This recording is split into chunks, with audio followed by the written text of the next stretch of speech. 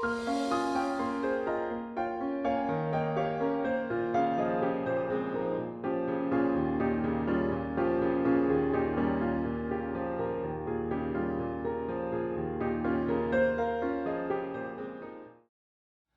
I'm Aron Bernstein. In this video, we're going to take another look at the 1 and the 5 chord, but this time the chords will be inverted, and that of course means that the root will not be in the bass. And as we're going to find out, this gives our music a lot more variety, especially where the bass line is concerned. Alright, let's get started. Here's some Auld Lang Syne for you.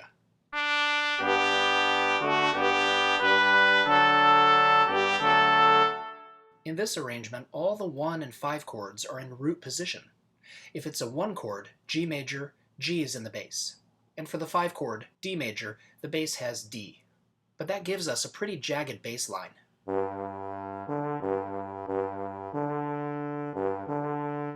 Nothing wrong with it, but suppose we want a bass with a more smooth contour.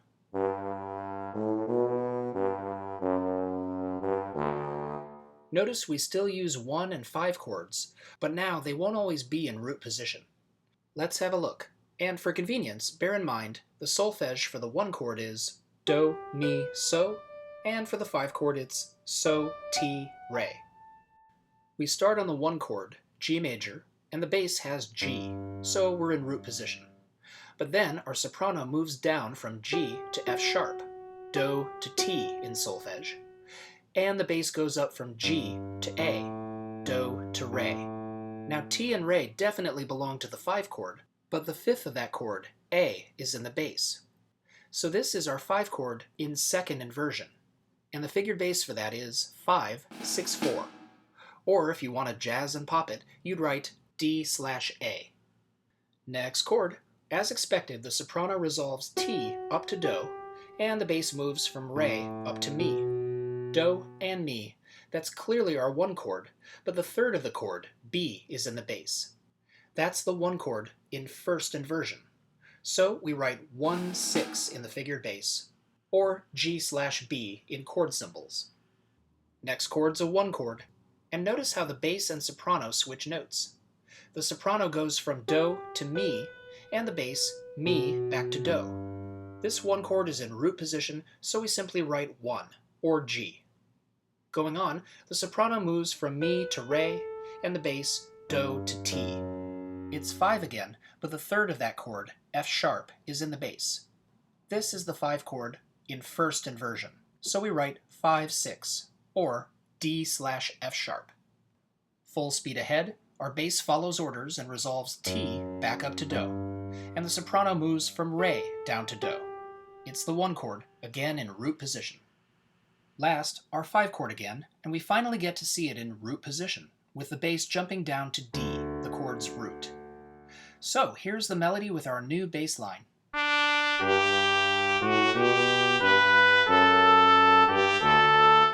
It's smoother, more stepwise than the previous bass, and as such, it makes for a more interesting voice.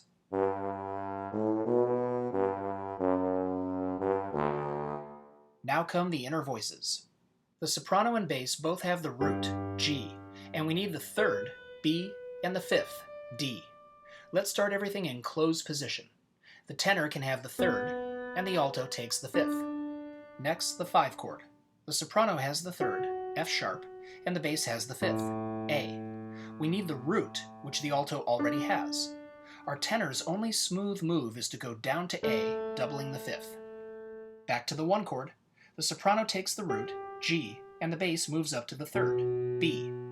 It may not make for an exciting voice, but the alto still has the 5th, D, and there's no reason to mess with it. Now the tenor only has 1 move. It can't go back up to the 3rd, B, because that's what the bass does, A up to B. If the tenor also did that, we'd get parallel octaves. 2 voices moving in octaves in the same direction.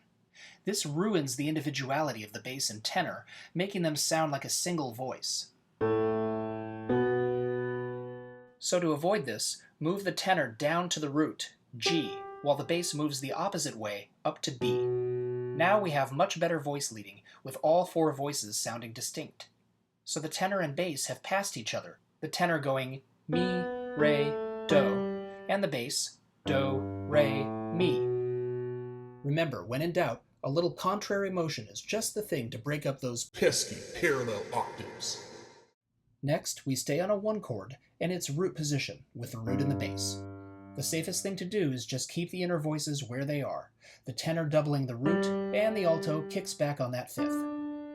Going ahead, the 5 chord in first inversion, bass on 3rd, soprano on the 5th. Sounds like a ball game. We need the root, D, and sad to say, the alto's turning into a real couch potato. You can often count on one of the inner voices to park it like this, as long as the other voices keep moving. Now, we definitely don't want the tenor going down to F sharp like the bass. Parallel octaves. So the only place he can go is back up to A, the 5th.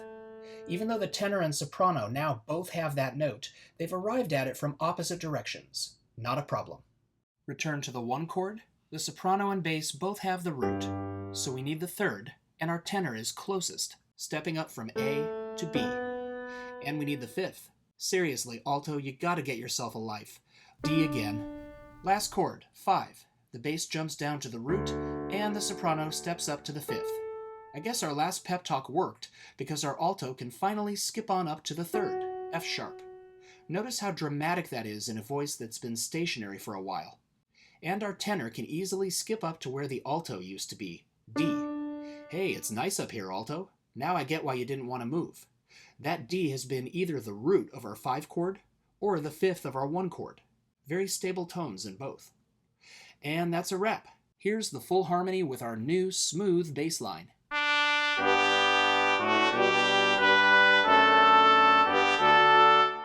So, a quick review. Using chord inversions is a good way to create a stepwise, more melodic bass line. We went from the 1 chord in root position to 5 in second inversion, and then back to 1 in first inversion. The result? A bass with nice stepwise motion. And finally, beware of parallel octaves. Remember, you can eliminate them with just a bit of contrary motion. All fixed. So, we've finally liberated the bass line from that heavy, ponderous Do, so, do. It's great for the Wizard of Oz, but eventually you gotta move on. I'm Aron Bernstein, and join me for the next video where we kick another 3rd on top of that 5 chord and we get 5-7. Go have fun.